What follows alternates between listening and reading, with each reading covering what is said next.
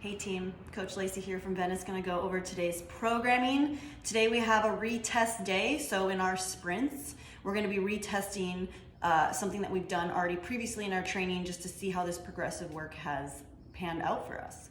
Before that, we have progressive volume work. We have 4 rounds still, but we're going to be adding more reps to each movement per round. And then at the end, we have a little bit of Murph Prep happening in the form of a mile run. First movement we have in our progressive quality work is going to be the Copenhagen Plank.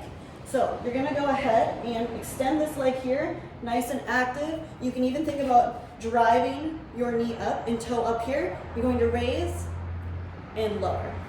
This is going to be firmly stacked, thinking about having our elbow under our shoulder. Okay, if that's too challenging for you, you can take a little bit of your weight away by getting closer to this object, having your knee and calf on there as well. This is still stacked. You're going to lift and lower. Next, we have leg pulls in our quality piece. So you're going to go ahead and stack your wrists under your shoulders. You're going to squeeze your butt. You're going to find this plank position. From here, you're going to keep a proud chest. Toes are flexed up towards the sky, and you're going to lift.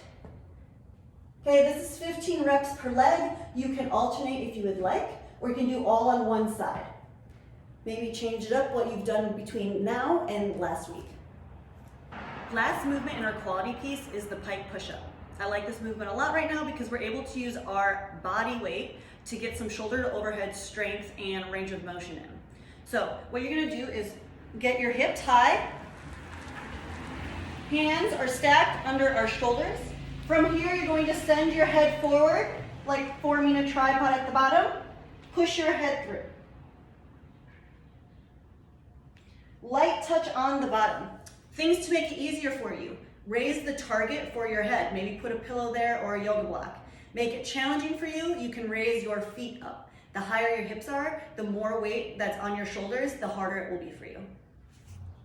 Next up, we have our sprints. So we've gotten a lot of technique work in over the last couple of weeks. Now it's kind of time to just go out there and test it.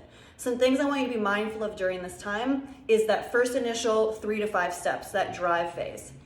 If we're facing down and our chin is tucked like this, we have this nice neutral position. As soon as we look up, our chest is going to come up and we can no longer really drive through that sprint.